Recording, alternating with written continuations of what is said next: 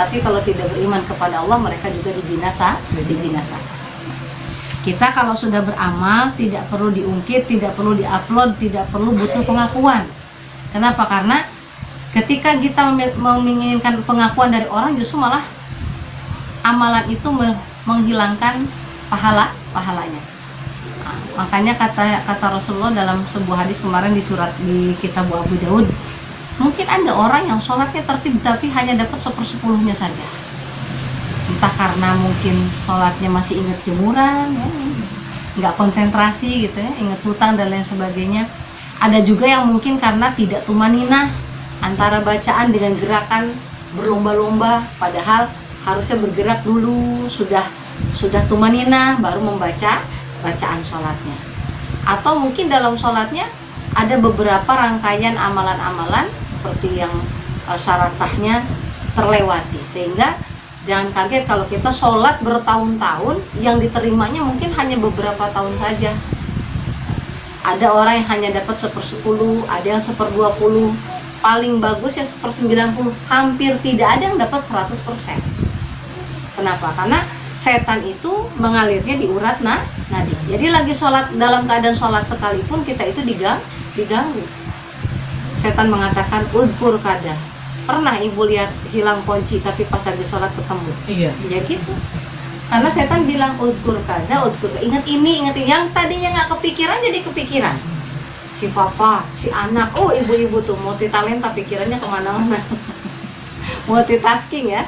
Jadi memang godaannya kita adalah bagaimana kita ibadah yang secara istiqomah dan harus betul. Nah, sedangkan surga itu ya memang itulah mahal.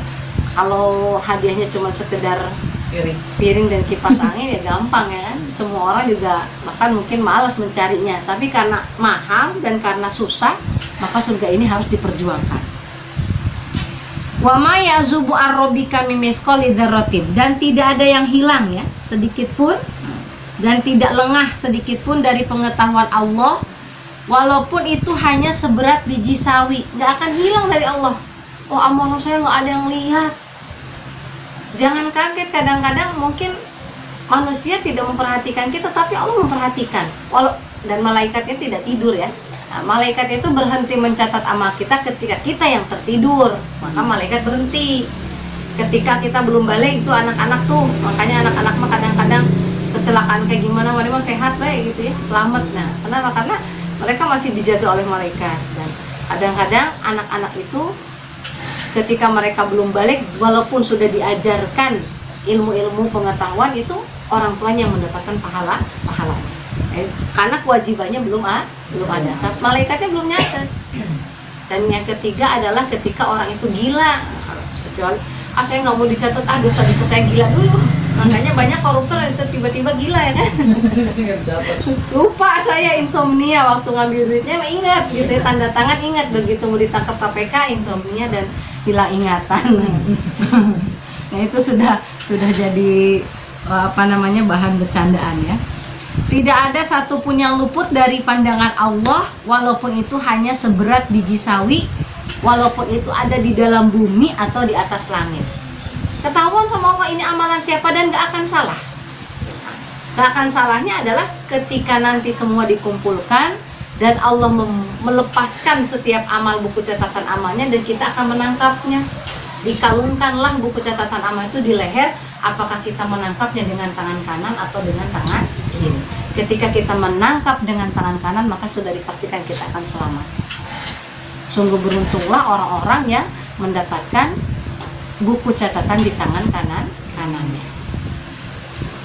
Wala asgoro min dalika wala akbaro, dan tidak lengah atau tidak akan hilang walaupun itu lebih kecil dari biji sawi atau lebih besar dari biji sawi, illa fi kitabim mubin, melainkan semuanya tercatat di dalam kitab yang nyata yang jelas, yaitu di Lauhil Mahfuz.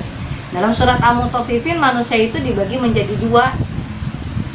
Apa? Yang pertama adalah innal abroro, orang-orang baik. Innal abroro lafi naim wa innal fujaro lafi jahim. Orang iman, orang yang baik berada di dalam kenikmatan. Wa innal fujaro, dan orang-orang yang fujar, yang durhaka, berada di dalam neraka jahim. Kemudian buku catatannya pun ada di 2 tempat. Yang orang iman adalah di mana? Iliyin. Ya. Wa ma adraka ma iliyin dalam surat Al-Mutaffifin. Tahukah kalian apa iliyin itu? Kitabum marqum, yaitu catatan yang tertulis. Bagi siapa? Bagi orang-orang yang beriman. Jadi manakala kita baik, buku catatannya itu akan tersimpan, tersusun rapi di iliyin. Nah, ini bukan di sono, diaturnya di sini. Kalau sudah di akhirat udah terlambat. Ya, sudah tinggal pembagian. Sekarang nih antrinya kita beramal, sholat, puasa dan lain sebagainya, itu tujuannya supaya buku catatan amal kita ini nyampainya adalah di iliyin. Karena kalau orang kafir adanya di sijin. Wa ma adraka ma sijin. Sama, sijin juga adalah buku catatan yang tersimpan, tapi bukan di tempat yang terpuji. Jadi kita itu di dunia dikasih kesempatan oleh Allah untuk meninggalkan bekas sejarah. Nah, kalau para pahlawan, para sejarah mah sampai dikenang dibikin jalan raya. Nah, kita mah ada kagak itu nama kita di jalan raya? Kagak ada ya, Bu ya? Raden Sanim di Depok tuh ada tuh. Berarti kan dulunya mungkin ya Pak Raden yang banyak tanahnya, baik mungkin orangnya, sampai diabadikan sebagai jalanan. Kita mungkin tidak perlu menjadi orang hebat untuk orang lain, karena kita juga tidak perlu menunjukkan kita siapa. Tetapi paling tidak kita itu memiliki hati, mengetahui apa yang kita kerjakan. Maka Allah memberikan kepada kita anggota badan kita itu semuanya akan ditanya. Allah akan bertanya kepada pendengarannya, dari mana ilmunya didapatkannya. Allah akan bertanya kepada seluruh anggota badannya bagaimana cara praktek ibadahnya, ya. Jadi justru kita itu tidak boleh melakukan amal kegiatan kalau kitanya belum mendengar, belum melihat, dan belum bisa mengkaji secara langsung kepada Al-Qur'annya. Kenapa? Karena semua amalan itu harus berdasarkan ilmunya. Nah, di sini ilmu yang sudah kita dapatkan, walaupun itu sedikit, tetapi ketika diamalkan maka catatannya akan nampak nyata di dalam Lauhil Mahfuz. Lauhil Mahfuz itu tersimpan Al-Qur'an di situ juga, ya. Termasuk catatan amal kita ada di sana. Kalau Al-Qur'an disimpan di Lauhil Mahfuz itu dalam bentuk terbuat dari berlian putih, yang lebarnya, luasnya itu seluas langit dan bumi.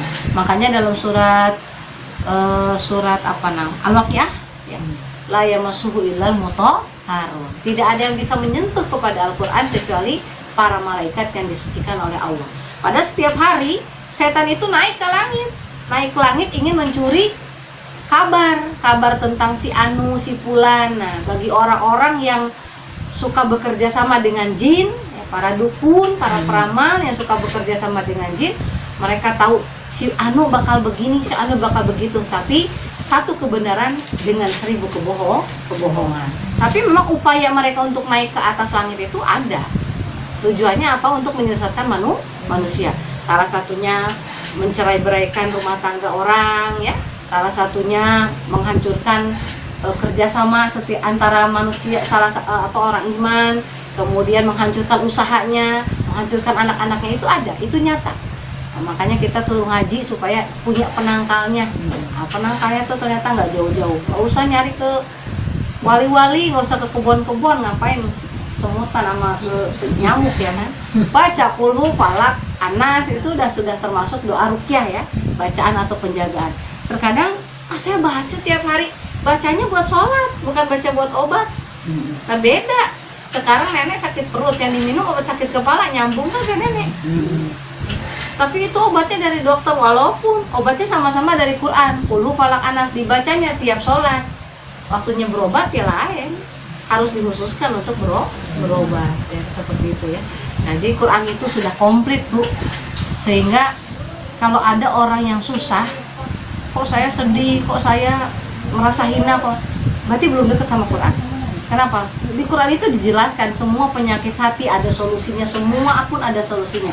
Bahkan Allah mengatakan wala tahinu wala tahzanu. Jangan pernah merasa hina, jangan pernah merasa susah.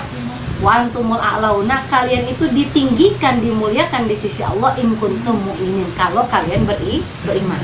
Kalau hidup masih merasa susah, masih merasa sedih, masih merasa takut, berarti dicek keimanannya. Kenapa harus dicek keimanannya? Karena ini di ayat berikutnya. Ala ingatlah, inna auliya Allah, sesungguhnya wali-walinya Allah. Bu, kalau dengar wali, ibu jangan punya pemikiran wali itu bersorban, berjubah, berjenggot. Itu wali itu pasti. Enggak gitu. Konsepnya wali di Quran itu enggak begitu. Ya. Konsepnya ini nih wali itu. Sesungguhnya wali-walinya Allah itu mereka tidak akan pernah khawatir dan mereka juga tidak akan pernah bersedih hati.